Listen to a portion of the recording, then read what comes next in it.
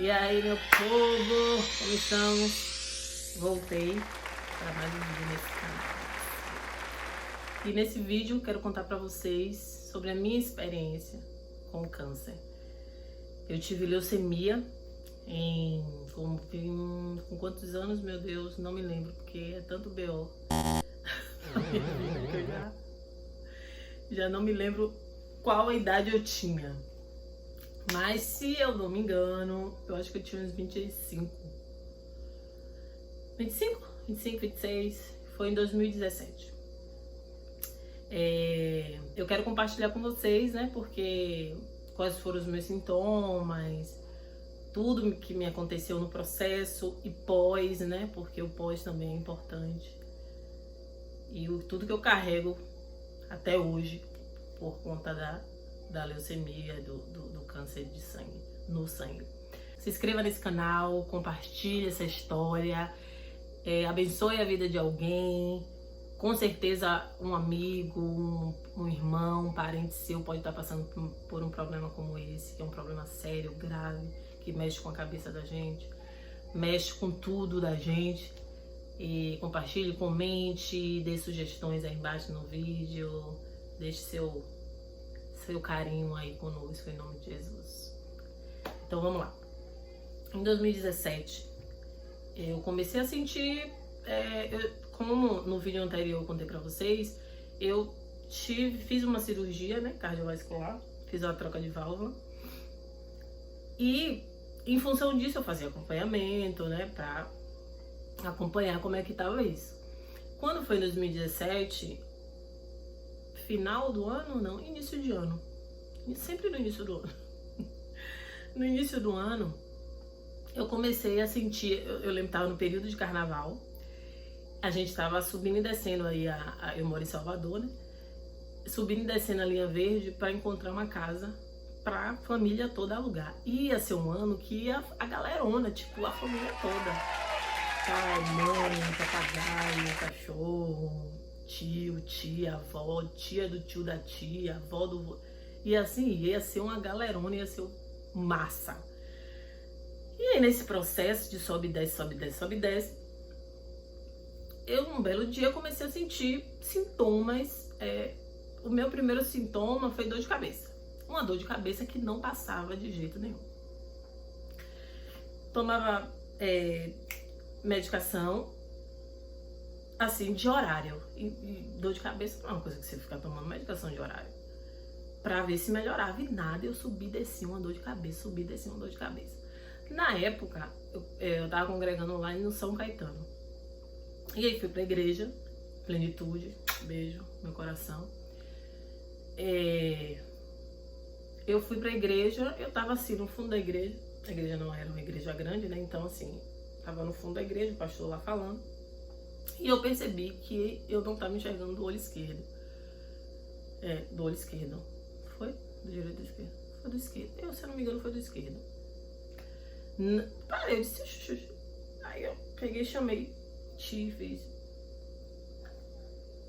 Isso é impressão minha ou o pastor tá meio turvo, assim, alguma coisa? Não tô conseguindo enxergar ele desse olho. Aí comentei com ele. Aí ele já ficou assim, não é normal, né? E como eu já tive o problema no coração, então tudo era um negócio pra gente ir pro médico pra ver o que tava rolando. Aí o que a gente fez? Aí percebi, comentei com ele, a gente ficou. Acabou o culto, a gente foi pra onde? Hospital. Médico. Procurar um médico do olho, era um domingo, que atendesse, uma emergência que atendesse pra ver o que aquele olho tinha, por que aquele olho tava assim. Fomos, achamos um ali perto do, quem mora aqui em Salvador sabe, perto do Iguatemi, acho que perto do Iguatemi. A gente encontrou um ali e foi. Fizemos uma consulta, né, de emergência, e aí o médico sinalizou, ó, você tá com uma hemorragia no fundo do olho. Como você teve esse problema de coração, vá para o seu cardiologista, vá para emergência, na verdade. Ele não falou, vai para emergência, falou cardiologista. Vá para o cardiologista. E para ver o que é que tem, porque isso não é normal. Pode ser que seja algum problema em função do coração. O que é que a gente fez? No dia seguinte, a gente naquela agonia de marca, bora pra emergência, porque na emergência, estando lá dentro, tem que se resolver o problema. Fui pra emergência, fui pra emergência com manhã, fiz o exame de sangue e na mesma hora eu recebi o resultado. Na mesma hora assim, né? Uma hora de resultado de exame de sangue. Aí eu me lembro que o médico chegou, conversou com o Ti, né? Antes de falar comigo. E não podia falar comigo assim, né? Ó, quem veio falar comigo já foi a médica que ia tratar o problema, né? Doutora Liliana. Aí ela veio algumas horas depois com o resultado e tal. Isso o Thiago já estava sabendo. Eu não me lembro se manhã já estava sabendo nessa hora. E eu tava numa salinha assim, mas eu tava bem, pô. Apesar da dor de cabeça, eu tava bem. Eu tava indo pro banheiro, eu tava andando, eu tava comendo normal. Aí a médica chegou, a doutora Liliana falou, eu tava deitada. Acho que eu tava deitada nessa hora. A doutora Liliana falou com todo carinho, que ela é muito carinhosa. Tâmara, Raquel, eu não sei o nome, né? Porque meu nome é Tâmara Raquel. E às vezes tem gente que me chama de Tâmara, tem gente que me chama de Raquel. Fica à vontade. Eu gosto de ser chamada. Não importa se é Raquel ou se é Tâmara. Aí, Tâmara, você tá com um problema. Você tem leucemia. Você tem um câncer no sangue. Aí me jogou assim, né? Porque ela tinha que falar, ia começar um tratamento e tal. Aí eu olhei pra ela, porque também não conhecia, não sabia, não tinha noção do que era leucemia, assim, né? No sentido da complexidade, do que era aquilo ali. Eu disse, e agora, doutora, faz o quê? Trata. Bora tratar. Tá com problema de saúde, bora tratar, né? E assim fez. Aí, ali ela já me disse, você vai pra UTI. Aí eu disse, como assim? Pensei, né? Eu não disse. Se eu tô com leucemia, vou pra UTI, o negócio é punk. Beleza. Fui pra UTI, fiquei lá alguns dias fazendo leucoferes, que é uma... como é que eu posso dizer, meu Deus? Uma filtragem no sangue. E como é leucemia no sangue, no corpo todo, então era assim, filtrando o corpo todo para tirar aquele sangue que estava acumulado. O que era a dor de cabeça que eu sentia? Era o sangue que já estava muito grosso, passando pelas veias, né? Pelo caminho aqui, pelos Paranauê todo aqui. E aquilo estava me ocasionando a dor de cabeça. O que foi a hemorragia no olho? Justamente esse sangue grosso que a veiazinha no olho, atrás do olho, não suportou e deu esse derramezinho. Então foram dias na UTI até ir para uma SEMI e começar a fazer a quimioterapia. Ali era o início do tratamento. E era tudo muito desconhecido, porque não sabia o que vinha a partir dali, né? A gente pensa o quê? Vamos fazer, a gente faz aqui uma leucoférese, faz o Paranauê todo e vai pra casa. Quem tá no processo acha que é muito simples. E a gente foi aprendendo a lidar com um dia de cada vez, né? Porque a gente não sabia o que vinha após cada coisa. E aí, depois de passar, se eu me recordo bem, uma semana por aí na UTI, fui pro quarto fazer a primeira quimioterapia. E a primeira quimioterapia é sempre um desafio, né? Porque ali você vai perceber como é que seu corpo vai reagir, não só pra gente, que não conhece nada, mas como pros médicos, que vai conhecer como é que seu corpo vai reagir àquela medicação. E eu me lembro que tinha uma enfermeira maravilhosa nesse dia que começou a quimioterapia. Uma menina, meu Deus, uma menina incrível. Se eu pudesse vê-la novamente, eu ia amar. Mas gente boa demais. E ela ficou comigo, enfermeira. Quando você faz quimioterapia, o enfermeiro tem que ficar com você na sala, no quarto, né? E assim ela ficou. Só que antes da quimioterapia tem todo um pré-quimioterapia. Você faz toma uma porção de medicação para minimizar os efeitos da quimioterapia. E essas medicações antes da quimioterapia foi que já fiquei assim baqueada. Antes da quimioterapia, tomei lá um remédio, eu acho que era um antialérgico, alguma coisa assim, que eu vi tudo flutuando, eu já não tava nesse mundo. Eu já senti um baque, eu digo, meu Deus, o que é isso? Mas fui ali vivendo com aquele processo, aquela coisa toda, passou. Ali veio a quimioterapia e ali ela foi acompanhando. Graças a Deus foi bem, não senti nada na quimioterapia, mas pós-quimioterapia sempre faz exames, né? Acompanha com os exames para ver como é que o corpo está reagindo, o que é que está afetando a medicação.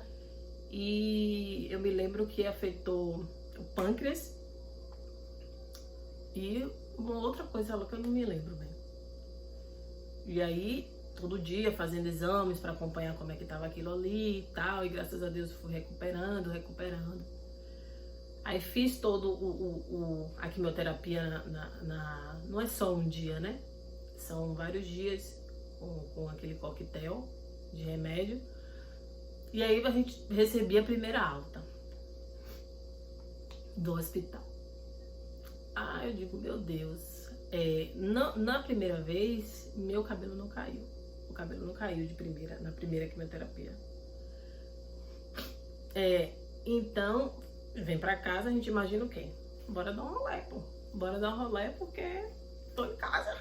Bora aproveitar. Mas aí a médica já disse, muita calma nessa hora, porque daqui uns dias você volta pra continuar a quimioterapia. E assim foi. O processo todo foi. Eu fazia todas as quimioterapias internada, porque precisava de acompanhamento nesse processo de quimioterapia. Não é porque hoje dependendo do câncer, você vai lá no hospital, faz a quimioterapia e vem para casa. No meu caso, não, eu fazia internada. O período que eu fazia a quimioterapia, eu estava internada. E assim foi. Fazia o período todo, observava exames e tal, e para ver como é que ia. Isso foi no início de 2017. Mas ao longo disso tudo, a médica, né, veio informar que eu ia precisar de transplante de medula óssea. Lidar com essas coisas, assim, é sempre um desafio. Eu vou repetir isso pro resto da minha vida. Mas é um exercício muito grande, assim, de fé. Muito grande, muito. Só quem passa sabe o que é. É um exercício diário de você despertar, acordar, dizer eu confio, eu acredito, e assim, e o meu posicionamento em todos esses momentos da minha vida foi de eu estando aqui, vivendo ou morrendo, o mais importante para mim é estar com Cristo, estar com Jesus, né? Com a minha fé, com o que eu acredito, com o que eu me agarro. Então sempre foi. Eu nesse processo todo eu decidi estar com ele independente das circunstâncias, porque ali para mim, para algumas pessoas poderia ser uma sentença de morte, que para mim em alguns momentos também foi, mas eu decidi confiar, não confiar só que eu viveria, eu me recuperaria, eu ficaria boa, mas em confiar que eu estaria com ele independente do que acontecesse no processo. Isso que ficou muito claro para mim e até hoje é assim. Independente das circunstâncias, do que acontecer, viver ou morrer para mim é Jesus. Eu não quero outra coisa. E nesse exercício de fé diário, mas obviamente que a gente segue confiando e acreditando. Acreditando que vai dar certo, vai funcionar e bora lá e tal. É uma coisa engraçada, né? E eu acho que muita gente que passa por um problema desse sabe. Eu assistia muito vídeo de comida. Muito vídeo de comida. Porque é engraçado, porque assim, eu chorava na hora de almoçar no hospital. Mas quando eu assistia vídeo de comida, eu me alimentava ali na hora que eu tava assistindo o vídeo, porque era tanta comida ruim. Quem vai para o hospital sabe o que é comida de hospital. Que me realizava em assistir vídeo. E vamos lá. Era assim, cada período que eu passava internada era desafiador porque era muito dolorido, muito dolorido. Eu tirava sangue todos os dias, 3 vezes no dia. Assim, era muito dolorido, assim, dolorido na pele mesmo, na carne. Não era dolorido só por dentro. Doía. Hoje eu vou tirar um sangue e minha veia pra achar só Jesus na causa, porque as bichinhas se esconderam. Eu acho que elas disseram, meu Deus, não aguento mais. Tiraram muito sangue de mim, vou me esconder. Eu acho que elas fizeram isso. E muito dolorido na carne mesmo. E eu chorava, muitas vezes chorava, mas eu me exercitava sempre. Meu momento de excelência era quando eu ia pro banheiro, olhava pro espelho e fazia o meu exercício de fé, de acreditar, olhava pra mim, passava confiança pra mim mesma. Até hoje eu faço isso. Olho pra mim, chego na frente do espelho e digo, você consegue, você é forte. Por dentro um caco, mas por fora ali me botando pra cima. Porque as coisas externas não levantam a gente. As pessoas, por mais maravilhosas que elas sejam, por mais bem que elas queiram te ver, elas não vão conseguir dimensionar o que você está sentindo. Então você precisa ser o seu ponto de fé, de jogar pra cima, sabe? Então eu fazia esse exercício. Ficava na frente do espelho lá no banheiro e dizia, você consegue, você é forte. Quer chorar, amor? Chore. Chore, bebê. Bora chorar. Chorava. Mas eu nem sabia porque eu tava chorando, eu tava chorando. E muitas vezes eu me peguei assim, eu não sabia porque eu tava... eu tava passando por um problema sério, um problema grave, né? Com a saúde debilitada. Mas muitas vezes eu me perguntava, tipo, eu tô chorando por nada. E aí eu comecei a pensar que, meu Deus do céu, será que eu vou ficar com uma depressão? Jesus, misericórdia e tal.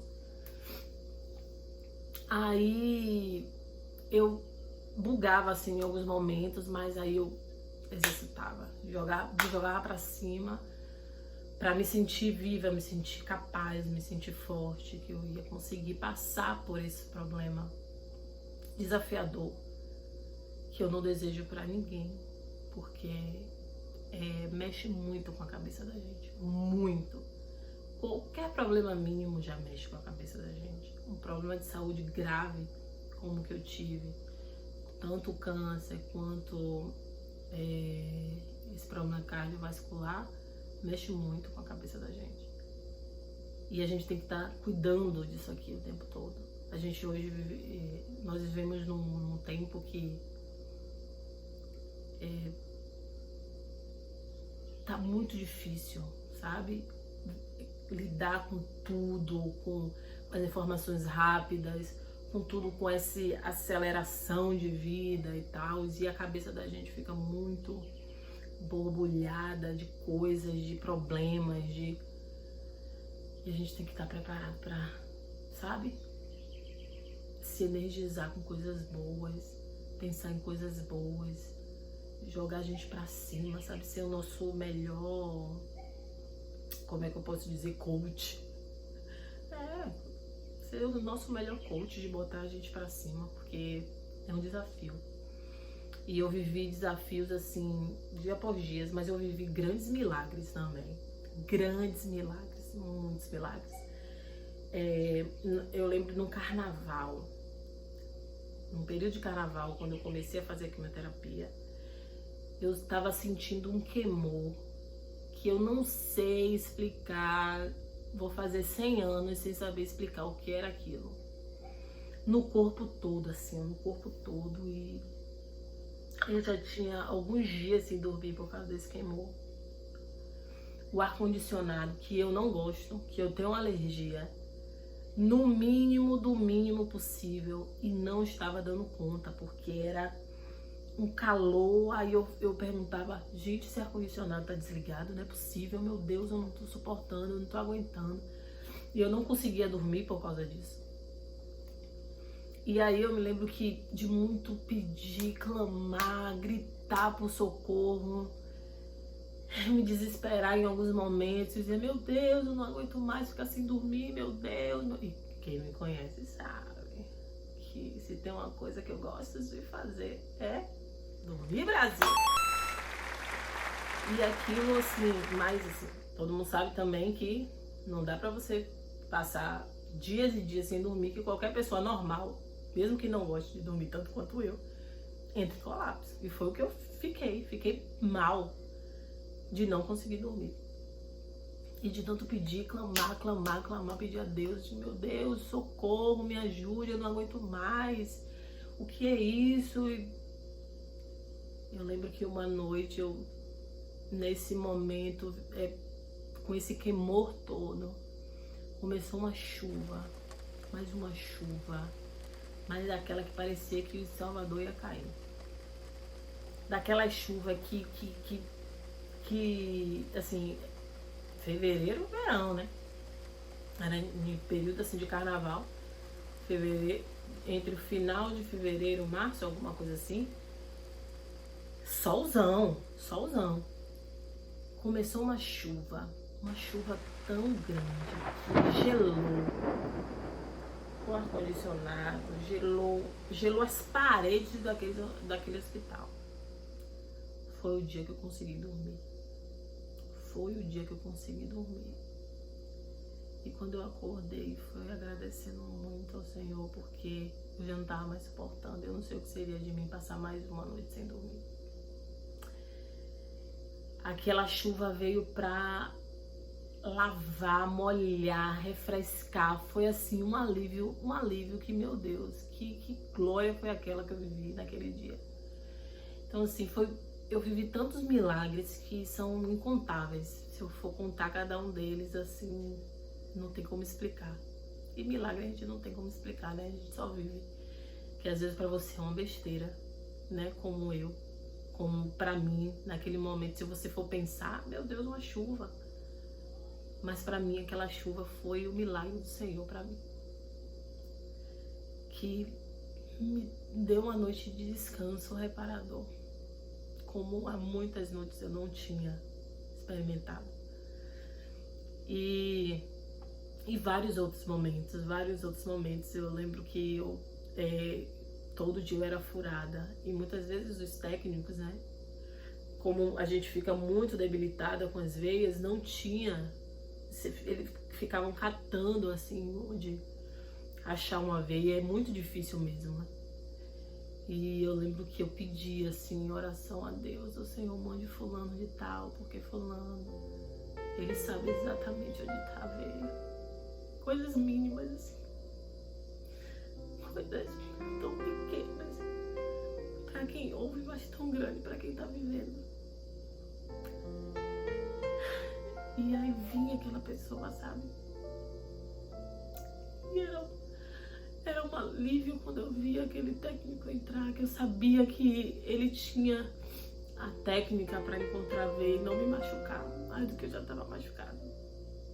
Então assim, eu vivi milagres inexplicáveis, milagres mínimos de milagres imensos.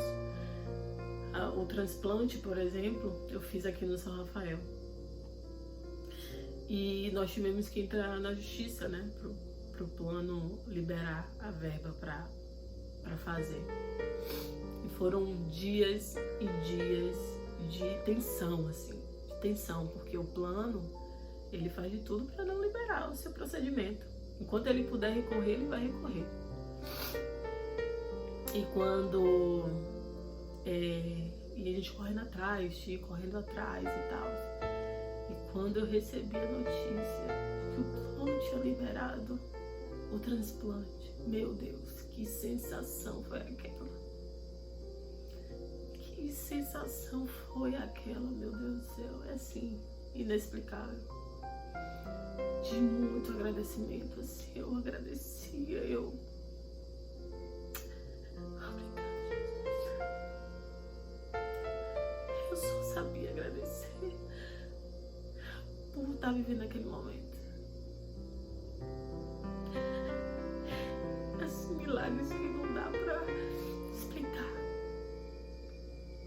mas que vividos são. Só quem vive sabe valorizar isso, sabe? Então, assim, o que é que eu posso dizer pra vocês? O meu irmão, ele foi o meu doador, 50% de compatibilidade. Nós fizemos exames na época e foi 50% de compatibilidade. E tudo é um grande milagre, né? Pra quem tá vivendo isso. E aí, quando liberou o transplante, foi uma glória.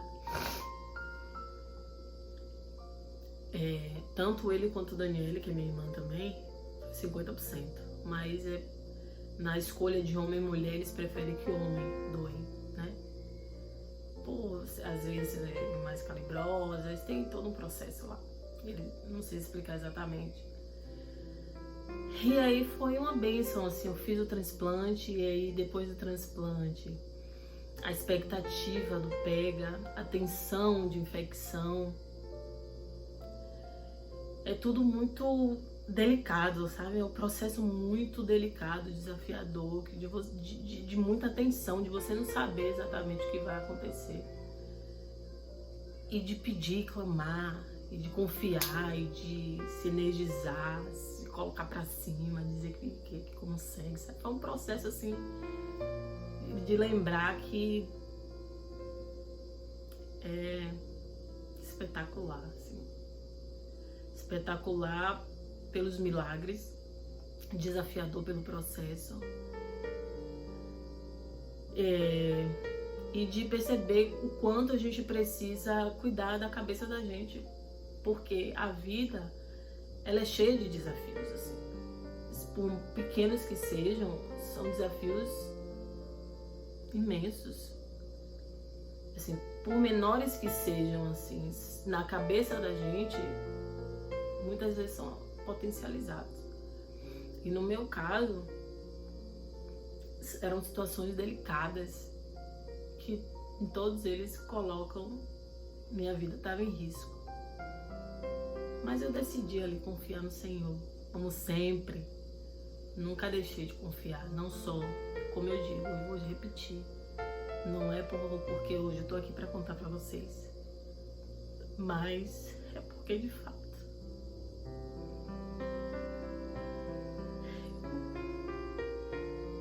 eu não me vejo em outro lugar que não seja com Jesus, confiando no melhor que Ele tem para mim, sabe?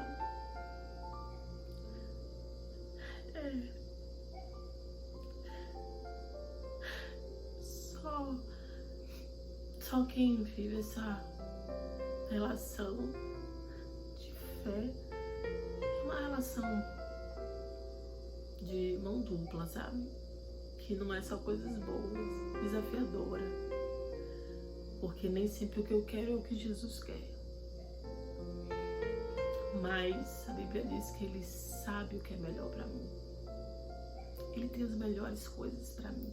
Ele tem as melhores coisas para você. Então, entre o que eu quero e o que Ele sabe o que é melhor para mim, com certeza, o que é melhor para mim é o melhor para mim. É redundante, mas é. Ai, então é isso, gente. Assim, fiz o transplante, glória de Deus, deu tudo certo. O transplante pegou, a medula pegou. E hoje eu convivo com algumas questões que são normais por causa do transplante, por causa do processo de quimioterapia. E aí, segue lá no outro vídeo que eu vou contar pra vocês.